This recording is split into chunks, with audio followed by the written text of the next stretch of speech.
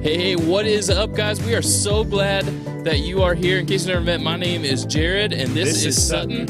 And we are really excited to have you on our PV High School live stream tonight. A few things just to update you on as we continue with our live stream this week. Yes, every weekday, Monday through Friday at noon, we have our Holy Week devotionals. So that's this week leading up to Easter. We are just going to get together, be in the Word, and prepare our hearts for what's going to happen this weekend. Yeah, it's amazing. It's Holy Week this week, which means Easter is coming up on Sunday. This is something that obviously we love to celebrate, the resurrection of Jesus. We're going to celebrate that as a church body. So make sure that you tune in for our church services this weekend on Saturday at 6 o'clock and at 9:15 and 11 on Sunday. Just because we're not together physically doesn't mean that any of this is less true or that we can't celebrate it just as much as we normally would. So we're really excited to celebrate that together. And yes, right when you tune into those, why don't you get on and share it on Instagram? Throw that YouTube out into some group chats you got. Get some of your friends viewing the Easter services along with us. Because even though, like you said, we're not physically together, this can still be a +1 event. Yeah, what an opportunity to share the hope of Jesus with those around us, even if we may not be close to them physically. All right, we are super excited for tonight's service. We got some awesome worship. We're going to talk a little bit about Easter in tonight's message, but first, let's throw it over to a game. All right, welcome guys. We're here to play Ask Alexa. Okay, so we forgot that when you say the Amazon Echo's name, even on video, if you have one in your house, it'll still trigger it. So we're going to cover it up with a nice for the rest of the video. We know that most of you have one of these in your house, or you have Siri or something like that, but the game is really simple. So before I get there, let me introduce who I have. We've got Marla and Jared, and we've got Pastor Tim joining us here. Yeah. So we're gonna have some fun. So the way this works is I've got a little randomizer on my computer. It's gonna pick a word, and then whoever starts has to ask Miss Amazon here. I don't want to say her name because then she'll ask what I want.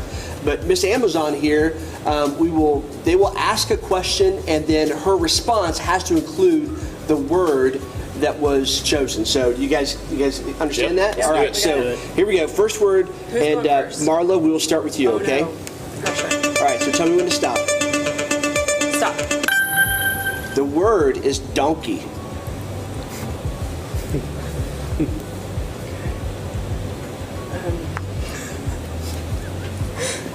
Go ahead in your best Shrek voice. Go ahead and do that. Oh, you just gave me a big Yeah, that was where I was going with this. You stole my thunder. Hey, what animal was Shrek? An ogre. According to an Amazon customer, Shrek is an ogre. Did that answer your question? Yes, it did. Okay. So is it my... Thanks for Yeah. So Jared, you can go. What character did Eddie Murphy play in Shrek? Eddie Murphy plays Donkey in There we go. Jared has I got guess we're one. not watching movies enough. So, all right. So, Tim, we'll start with you. So, tell me when to stop. Stop. The word is beach. Ooh.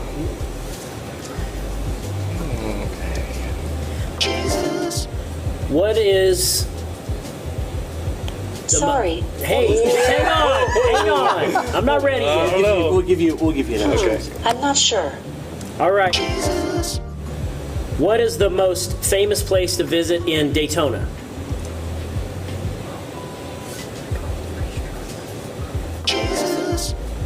What is the most famous place to visit in Daytona, Florida? The most popular point of interest near Daytona Beach. Oh, there it is. You got it. You got it. That Nice. counts. That counts. Nice. All right. Okay, I gotta So, redeem myself. all right. Redemption from Marla, here we go. All right. Tell me when to stop.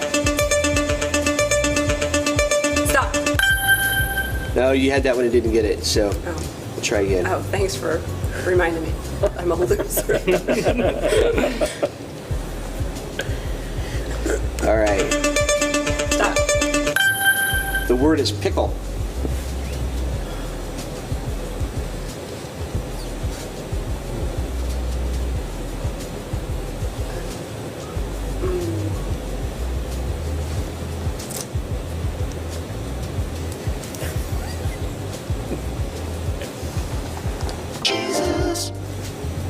What can you use vinegar with to make a cucumber into?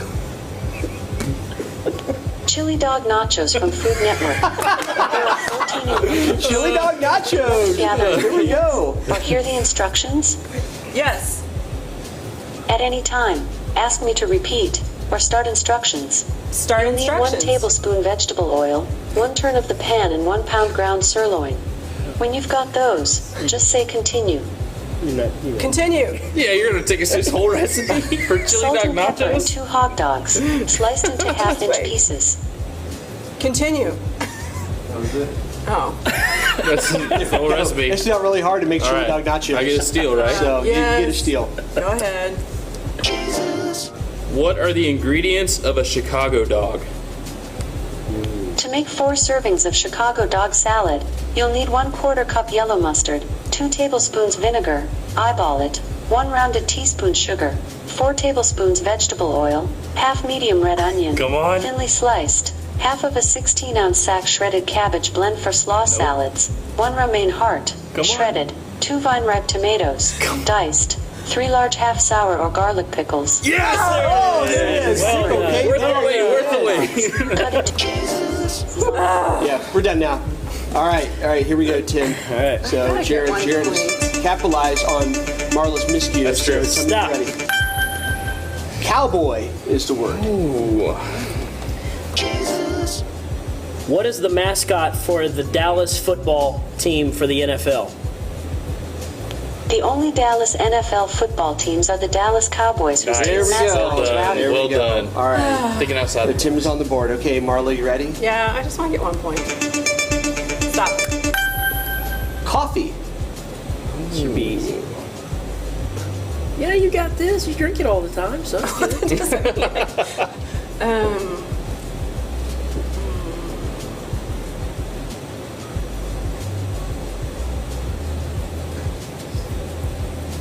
This is harder than it seems.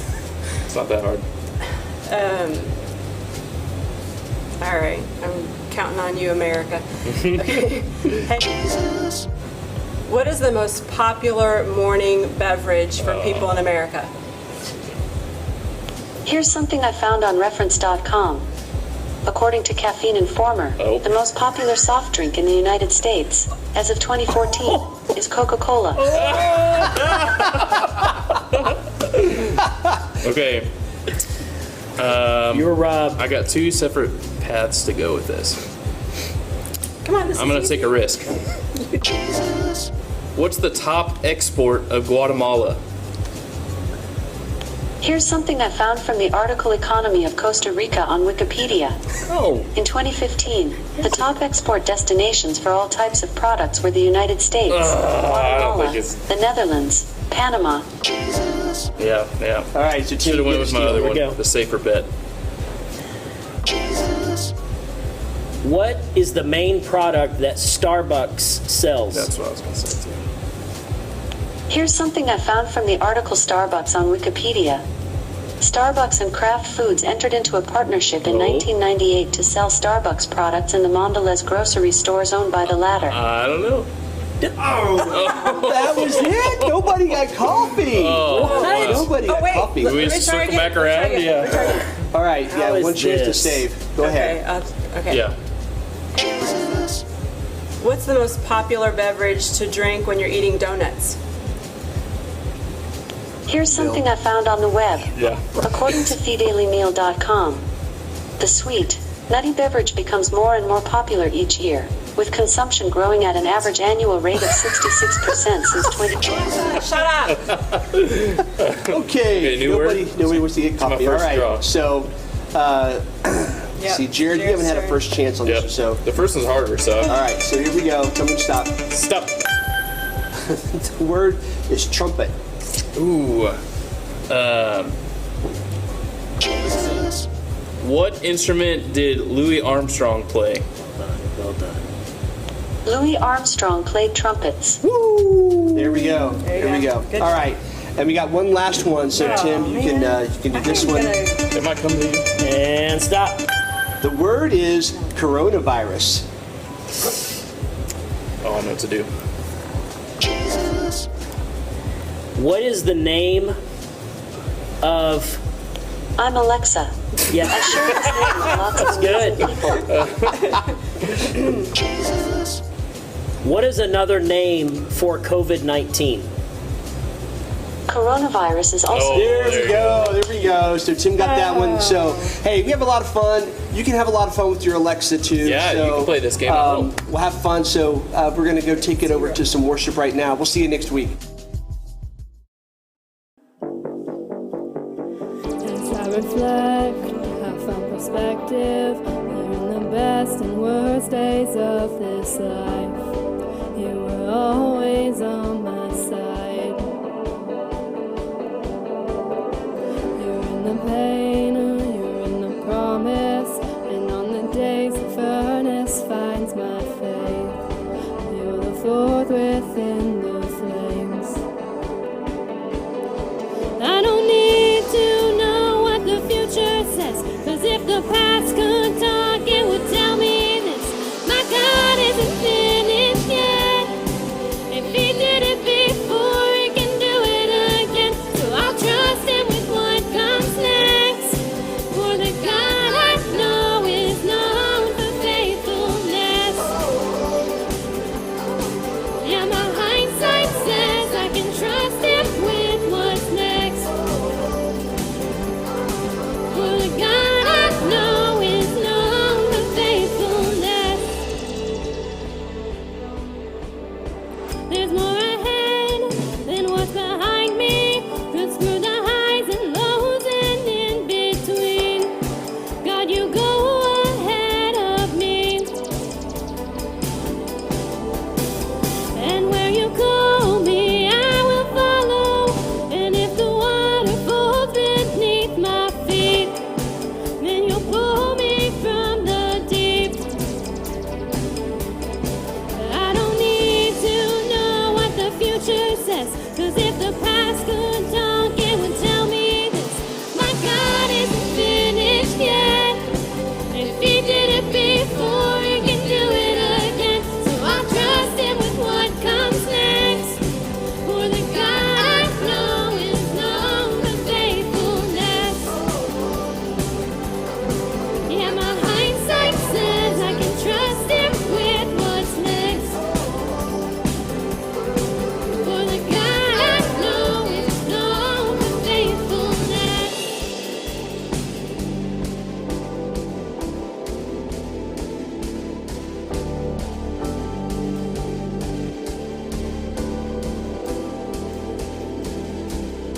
I don't need to know what the future says, 'cause if the past could talk, it would tell me this: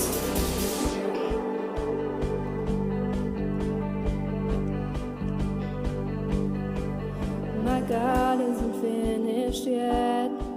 If he did it before, he can do it again. So I'll trust him with what comes next. 'Cause my hindsight says I can count on this: my God isn't finished yet. If he did it before, he can do it again. So I'll trust him with what comes next. Feel the God I know is known for faithfulness. Yeah, my hindsight says I can trust him with what's next. For the God I know is known for faithfulness.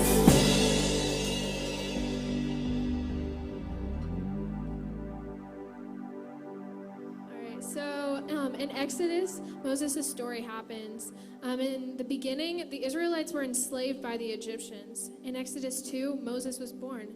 And throughout Exodus, we see that God has this miraculous plan for Moses and has been setting it up for years and years. Eventually, Moses led God's people out of Egypt and out of the enslavement of the so-called enemy. But Moses' story isn't over. He has to continuously lead his people through life. And in Exodus 32, his people were struggling. They wanted to make a God that they could see. So they started designing a golden calf out of jewelry. Moses needed help leading these people, and Moses didn't want to lead these people alone. So he asked God, who will you send with me? And in verse 14 of Exodus 33, it says, "The Lord replied, 'My presence will go with you, and I will give you rest.'" So who better to lead than God himself through the one who never loses sight of the path?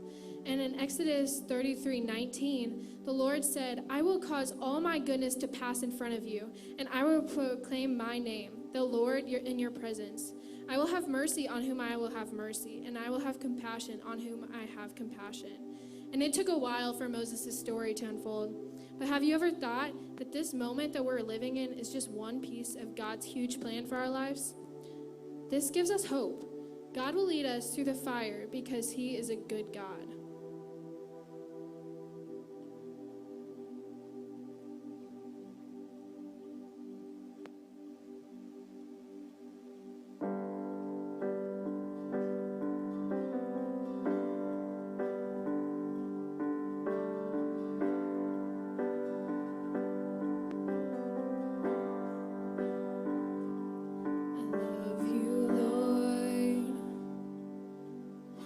Your mercy never fails me. All my days I've been held in your hands. From the moment that I wake up until I lay my head, I will sing of the goodness of God.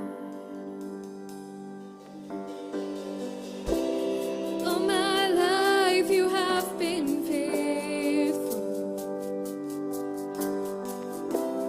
All my life you have been so good. With every breath that I am able, I will sing of the goodness of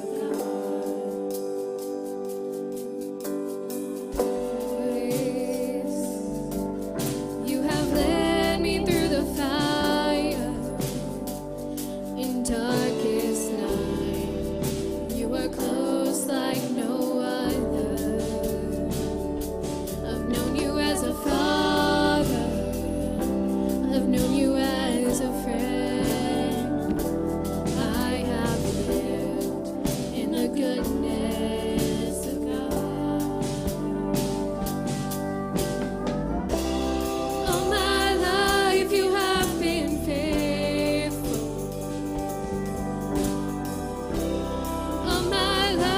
You have been so good. With every breath that I am able, I will sing of the goodness of God. Your goodness is running after, it's running after me. Your goodness is running after, it's running after me. With my life laid down, I surrender now. I'll give you everything. Your goodness is running after, it's running after me. Your goodness is running after, it's running after me. Your goodness is running after, it's running after me. With my life laid down, I surrender now. I'll give you everything. Your goodness is running after, it's running after me.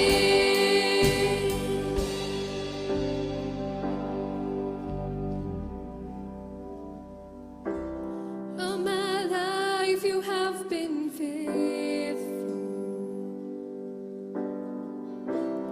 All my life you have been so good.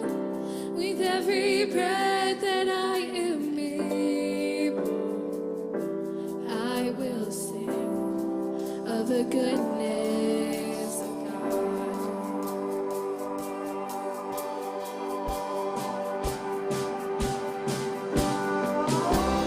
All my life you have been faithful.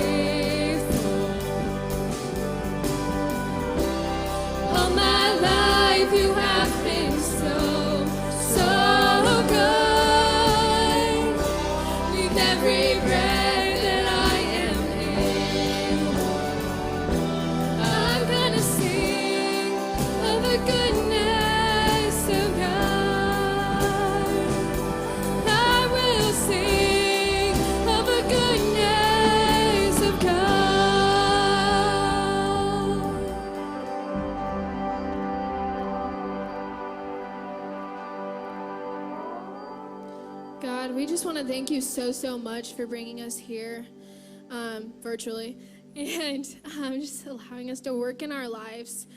Throughout these weeks, it's been difficult, we know, for a lot of us, just feel trapped inside. But we just pray that we're able to see you throughout tonight, throughout this week, and that you just continuously show us who you are and show us the positivity in this difficultness.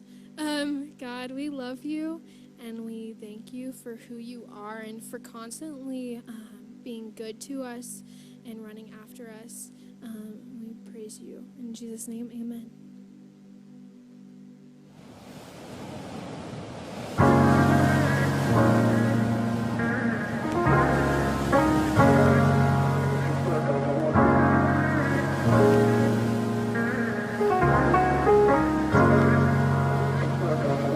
Hey gang, thanks for joining us here at HSM Online.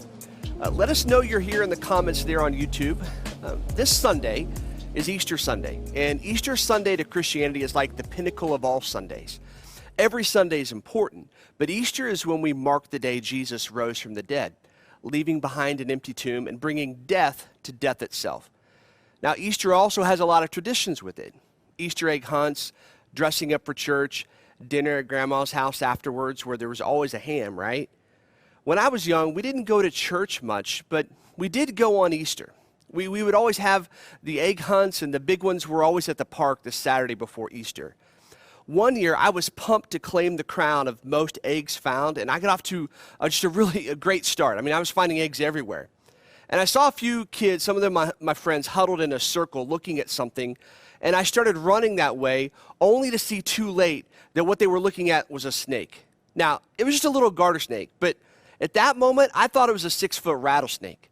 I couldn't slow down enough to not come into contact with the snake, so I just hurdled the snake, and the snake jumped up and struck at me as I jumped. Now, when I landed, I rolled, and all the Easter eggs I collected spilled out, and all of my so-called buddies grabbed them and ran.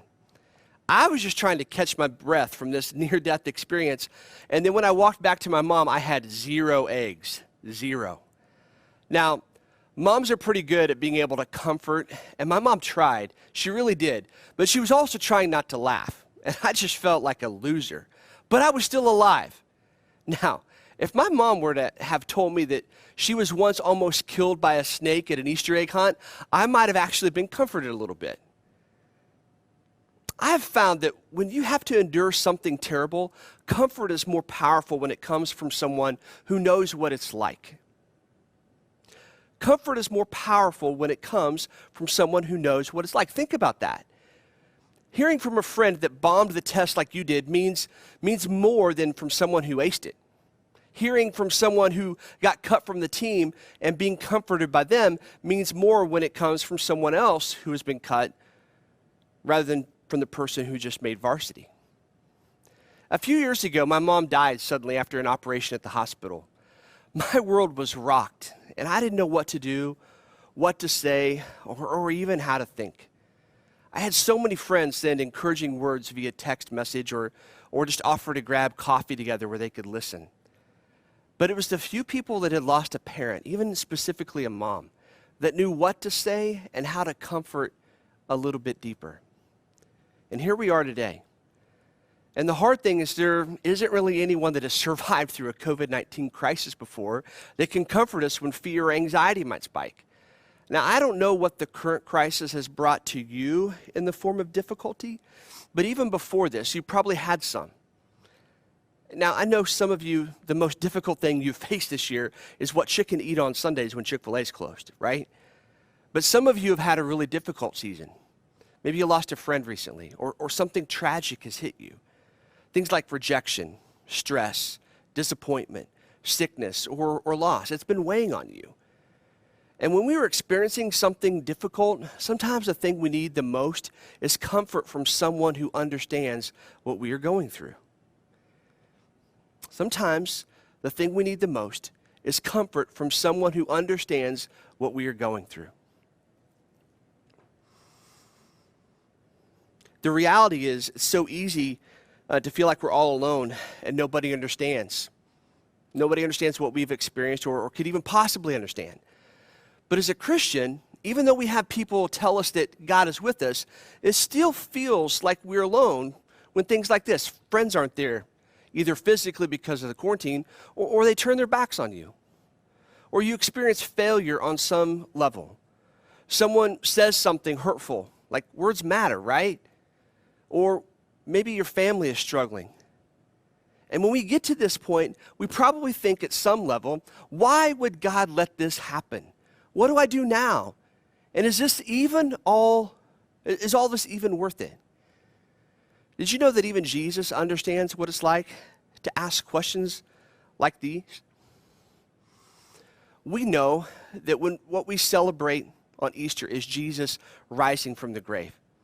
But let's talk a little bit about what happened right before that, because Jesus has something to show us about suffering. In Matthew chapter 26, Jesus experiences more suffering than most of us can imagine. I mean, the chapter is like 70 verses long or so, but here are some things that just in this chapter he experienced. He said goodbye to his friends. He was the subject of a plot on his life. He was abandoned by everyone he loved. He was arrested on false charges. He was taken to a trial that was rigged against him. And he was sentenced to death in the most inhumane way possible, on a cross. He was spit on and beaten and mocked. And in the end, he was betrayed by close friends. Now, we might think that Jesus went to the cross with complete peace and composure, but the accounts of Jesus in the Garden of Gethsemane tell a different story. If you have your Bible, look at Matthew chapter 26, verses 36 through to 39. It says this, Then Jesus came with them to a place called Gethsemane, and he told the disciples, "Sit here while I go over there and pray." Taking along Peter and the two sons of Zebedee, he began to be sorrowful and troubled. He said to them, "I am deeply grieved to the point of death. Remain here and stay awake with me." Going a little farther, he fell face down and prayed, "My Father, if it is possible, let this cup pass from me. Yet not as I will, but as you will." See, Jesus was sorrowful. He was troubled. He was deeply grieved to the point of death. He knew what was about to happen. The stress of this moment was so extreme that his sweat turned to blood. In Jesus' final hours, we see him asking God if there's any other way. And if I were Jesus, I'd be asking another question as well. Simply this: God, is this worth it? God, is this worth it? I mean, these people are unbelievable. They have betrayed me. They've forgotten about me. They've humiliated me in front of everyone. They have hurt me, and now they want to kill me. Are they really worth this pain? I mean, honestly, if I were Jesus, I would probably answer no. Now, not only did Jesus suffer, but many of his followers in the first century also suffered because of their faith in Jesus. The Roman government was threatened by the teachings of Jesus and the followers of Jesus, which meant that these followers endured all kinds of suffering and oppression. So it was only natural that they would wonder, is this Jesus thing really worth it? I mean, many of the early followers of Jesus were Jewish, and after this suffering, they began to go back to their old ways of worshiping God through Judaism. And that's where the book of Hebrews comes in. Hebrews was written as a letter to encourage these followers who weren't sure if their pain and suffering was worth it. The author tells these followers of Jesus to stand firm, don't drift away, and remember that Jesus knows what it's like to suffer. Let me read a few passages here, and then I'll explain. We'll look at Hebrews chapter 2, starting in verse 9. But we do see Jesus made lower than the angels for a short time, so that by God's grace he might taste death for everyone, crowned with glory and honor because he suffered death. Therefore, he had to be like his brothers and sisters in every way, so that he could become a merciful and faithful high priest in matters pertaining to God, to make atonement for the sins of the people. For since he himself has suffered when he was tempted, he is able to help those who are tempted.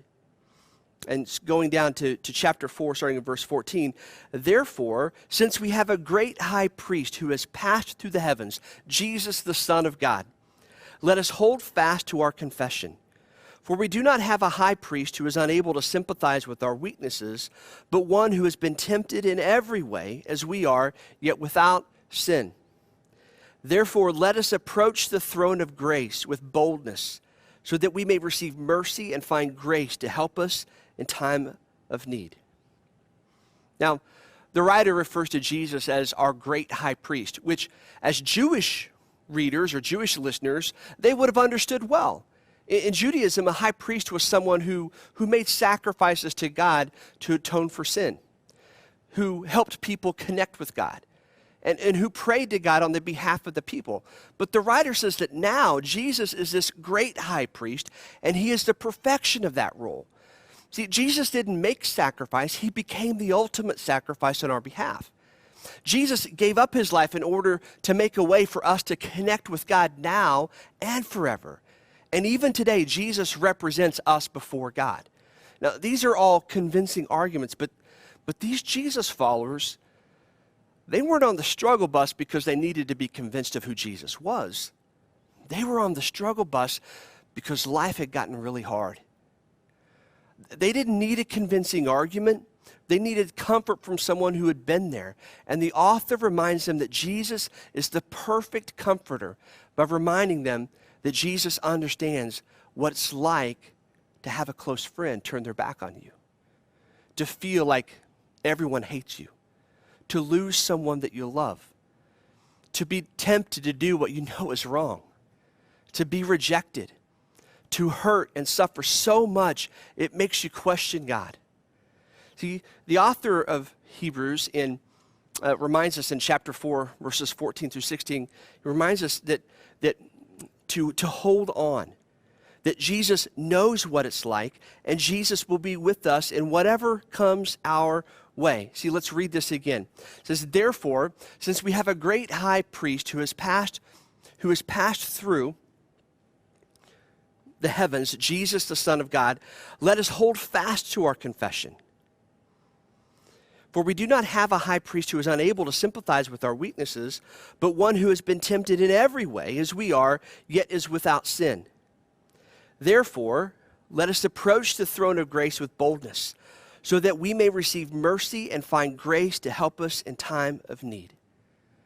So what about you? Where are you struggling right now? Where are you finding hardship beginning to overwhelm you? Are you wondering if this is all worth it? Here's what I want you to do. I want you to take a couple of minutes, and we'll put some music on and a timer, and I just want you just to be honest and write down some of these things, and just ask Jesus if he's worth it. And then we're going to come back in a couple of minutes, and we'll wrap things up.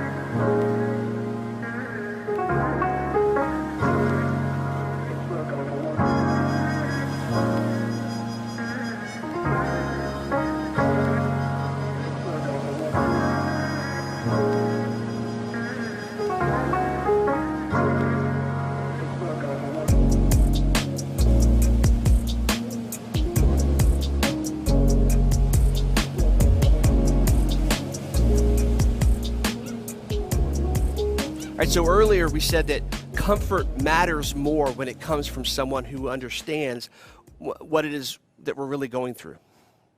And if that is really true, then Jesus is the only one who can understand and comfort us better than anyone or anything else. Why? Because he gets it. So is it worth it? Let me encourage you this way. When Jesus stared death, torture, and humiliation in the face, he was deciding in that very moment that you and I were worth it. If following Jesus ever gets too hard or too exhausting, the author of Hebrews would encourage us that Jesus is worth it too. Life isn't easy right now. Following Jesus isn't easy either. And there will be days when you want to give up. There'll be days when you want to throw in the towel for whatever reason. And when those days come, I want you to remember that God is with you and understands you, because the Jesus who suffered suffers with you. The Jesus who suffered suffers with you. This week is Holy Week.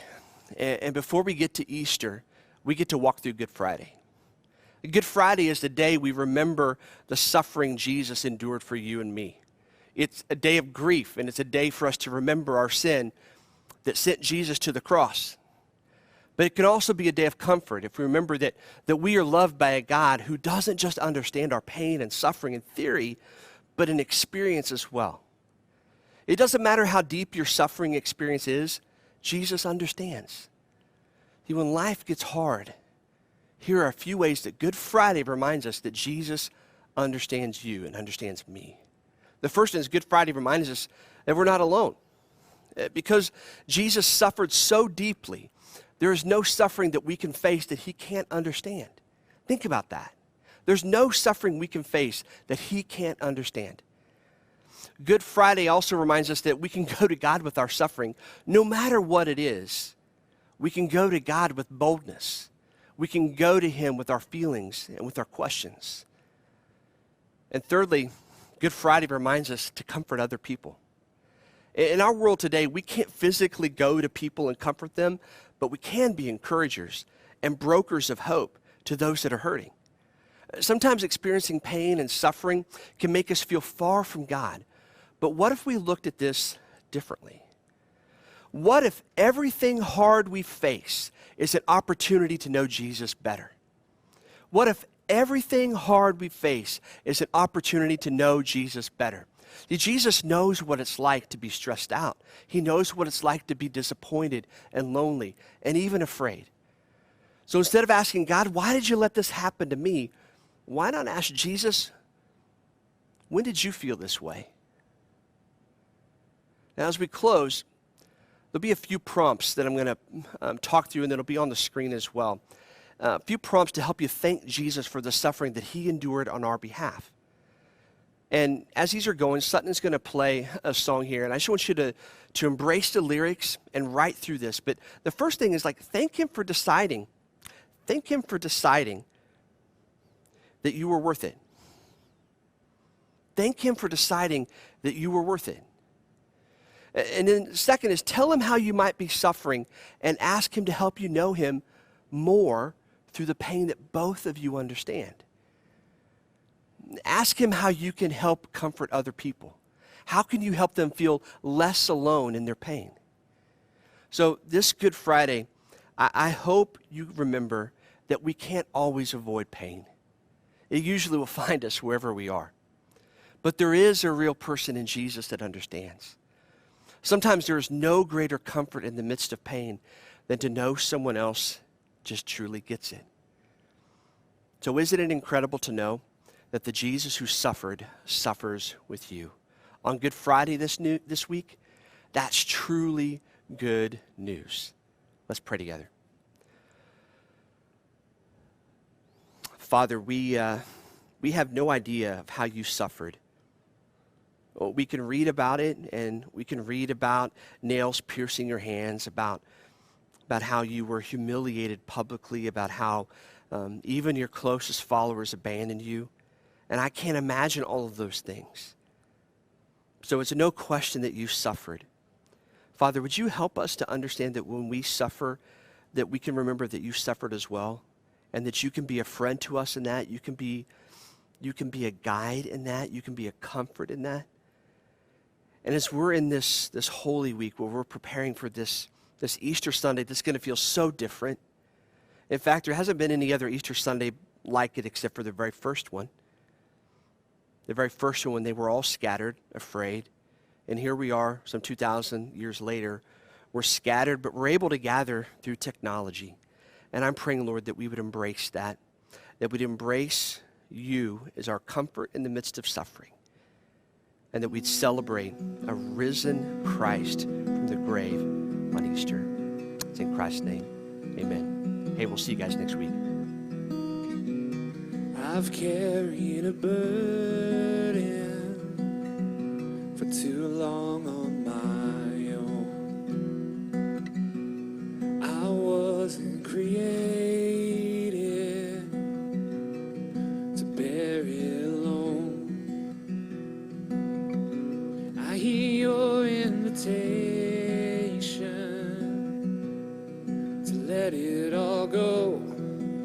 I see it now, I'm laying it down. All I know is I need you. I run to the Father, I fall into grace. I'm done with the hiding, no reason to wait. My heart needs a surgeon, my soul needs a friend. So I run to the Father again and again and again and again. Into your arms, Father. You saw my condition, had a plan from the start. Your Son for redemption, the price for my heart. And I don't have the context for that kind of love. I don't understand, I can't comprehend. All I know is I need you. I run to the Father, I fall into grace. Done with the hiding, no reason to wait. My heart needs a surgeon, my soul needs a friend. So I run to the Father again and again. My heart has been in your sights long before my first breath. Running into your arms is running to life from death. I feel this rush deep in my chest. Your mercy is calling out. Just as I am, you pull me in, and I know I need you now. I run to the Father, I fall into grace. I'm done with the hiding, the reason to wait. My heart found a surgeon, my soul found a friend. So I run to the Father again and again. I run to the Father, I fall into grace. Done with the hiding, reason to wait.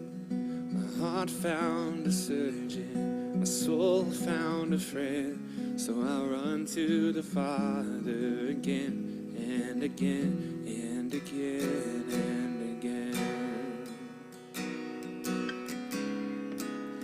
And again.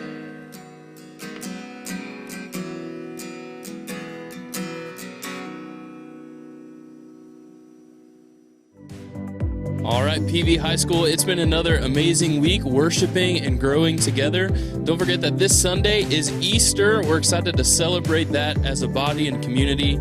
So make sure that you tune in as well as our daily devos on Instagram. Have a great week.